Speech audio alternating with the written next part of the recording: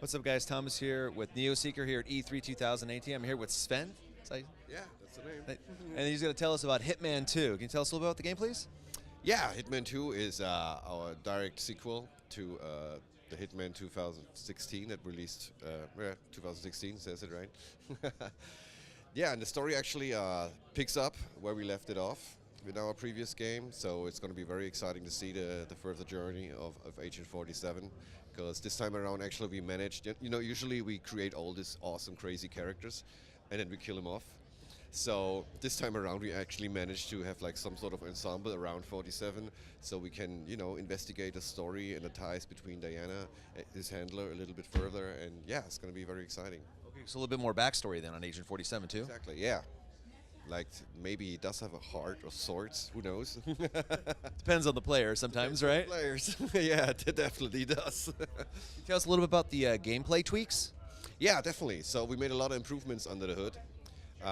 Especially in the regards of our crowd technology. So you might have noticed there are a lot of people in Miami. So we have about 2,000 characters inhabiting this one location right now. And what we also were hearing is a lot of fans sort of complained that yes, you go all around the world to these exotic locations, but they all speak like perfect English. So in this game, we actually made sure that you have like the corresponding accent or foreign language in the level that you're right in. Right.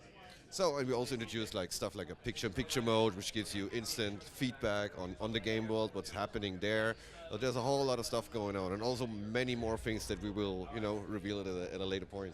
Oh, very cool. Yeah, the picture-picture mode, like if Diana tells you to do something, it would show you a picture, right? Yeah, all sorts of that. Like if you've been recorded by camera, of course it will show you that you've been recorded, but it's not limited to that. So like, yeah, if Diana gives you some hints, like in Miami, like hey, 47, your equipment is stashed in a van, then you actually see the van. Or if you forgot to hide a body, then actually you can see that body has been found. And it sort of is we have such a big game world, and you can do so many things, and everything has a consequence that you do.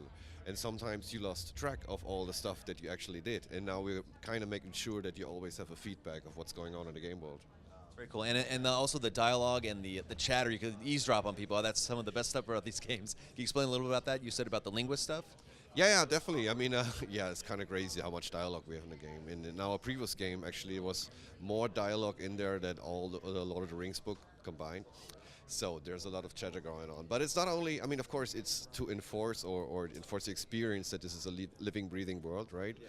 But if you listen into these guys, you always get like little tidbits, little hints of what you could actually do with your target. So it's very worth checking out the dialogue of the NPCs. Yeah, I don't know if it's a spoiler thing about listening to the mechanic, eavesdropping, gives you hints on how to play the game and get that silent assassin, right? Definitely it does. Like for instance, in Miami, when you go down to the parking garage, there are two guys just talking about, that they get like a vitamin shot and it made him feel real good. And then, and I heard like Sierra Knox, the target you should take out. After she race, we have like a med area that she gets like some sort of a vitamin infusion, so that might give you an idea that you might maybe want to poison the IV with a deadly syringe. Who knows? Maybe. Very cool. And there's multiple ways to get your target, right? Yeah, many ways actually. I mean, for this demo actually, because you know how it is at E3, we have like a limited time window to show off the game. So we sort of streamlined it a little to make sure the players actually have a really cool experience. So the level that you played actually is right now, we cut it in half. Sort of, we closed it off, so it will be twice as big. You will also take out two targets. It's not just Sierra; it's also her father, Robert Knox. So yeah, and we have so many ways to take out like Sierra alone. Because the other cool thing is the race in here right now is set to infinite, but in the real level it's a timed event. So at some point this race will end. And then Sierra will start walking around. And what you can also do is you can dress up as a race marshal, and you have actually an influence on the race. So you can like wave a flag, disqualify people, making sure the right guy is on the podium. So you might want to, snipe him or her, like from a rooftop. Or Sierra has this tendency to drink from her trophy because it's filled with champagne. And there are some gas vents underneath the podium. So yeah, there's a lot. Multiple ways, right? Multiple ways, yeah. Very cool. When can we expect release on the game? On November 13th.